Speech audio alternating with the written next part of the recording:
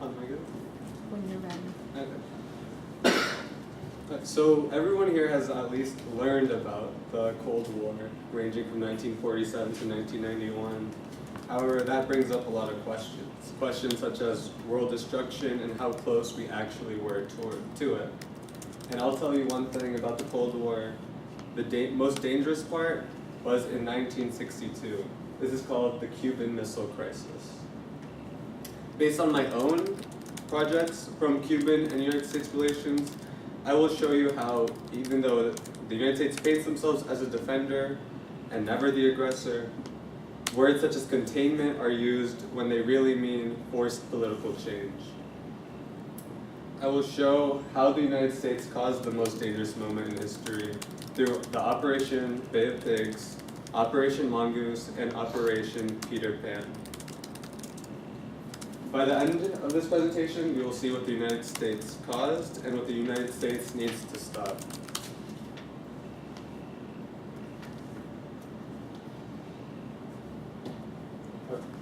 So the Operation Bay of Pigs. This is an operation so controversial, the CIA had made it very hard to release the documents and didn't release all of the documents they had until 2011. This is cited by the National Security Archives, which finally posted the final document in 2011. So the key operation of the Bay of Pigs was an operation that in 1961, US-backed Cuban exiles invaded. This is a military invasion and arguably a physical incident in what was supposed to be an ideological war.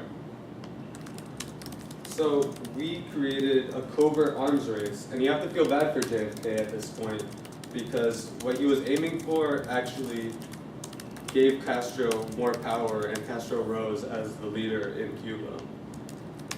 So as I said, we created a covert arms race invading Cuba. And how about now?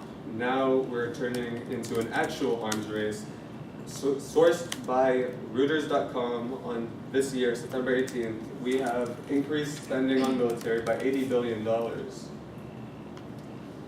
So at this point, we need to wonder if guns are synonymous with safety, which I don't think they are. Operation Mongoose. So now that we were speaking of covert operations, let me tell you guys one thing. The Bay of Pigs was not even the biggest operation we had in Cuba. The biggest one in Cuba was this one, as I said before, Operation Mongoose. This was started by President Eisenhower in 1960. However, John F. Kennedy kept this operation going. History professor Stephen Rabe says, scholars tend to focus on the Bay of Pigs. However, no one knows why there's less focus on the U.S. reign of terror through Operation Mongoose. Now, what does he mean by reigns of terror? He means assassination attempts of Fidel Castro and actual destruction of Cuban infrastructure. At this point, the Cubans were asking for the United States to stop, and they were asking the Soviet Union specifically to help them out. Hopefully the United States learns now that meddling ends up getting other countries involved, but that's besides the point. I'm going to talk about the last operation now. Operation Peter Pan. I'm going to ask one question. How many of you guys have a problem with kidnapping? Well, I hope all of you. But and if you didn't answer yes to that, I hope you guys have a problem with child kidnapping.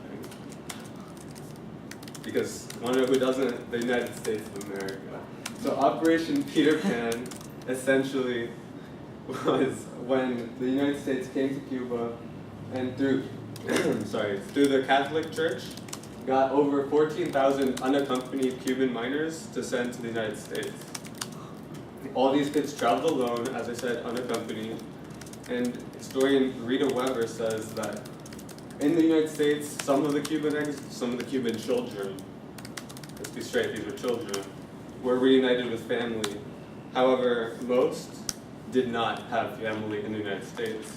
So essentially, what we did, what the country did, the United States saved these children, but didn't actually give them an opportunity to thrive in the new country. Why was this an operation? It's simple. There's no future without children. The United States tried to cut off Cuba's future, and this was to create the children were supposed to be an example of divine intervention. So at this point, Cuba is still telling the United States to stop. The Cuba has agreed at this point to let exiles leave if they want to. However, the United States keeps poking the bear, ignoring Cuban pleas. So now what happens if you poke a bear? Nothing good. Bears attack. So, finally, at this point, we can see that the United States was very aggressive. And I didn't even mention about the missiles the United States had that were pointing at the Soviet Union. And these missiles were placed in Turkey. But I'm not going to talk about that. So now we have to wonder, back then, how come it took so long? It was over 10 years between these Cuban events and the actual missile crisis. And that's because I'm hypothesizing that the Soviet Union realized the danger of nuclear war before the United States did.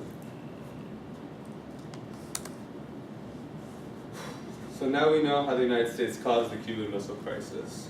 This was through real infiltration, using the Bay of Pigs, Operation Bay of Pigs.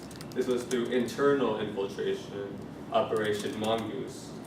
And external infiltration through Operation Peter Pan, taking out the children.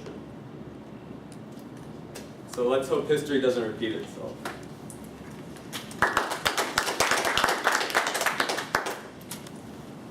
Thank you.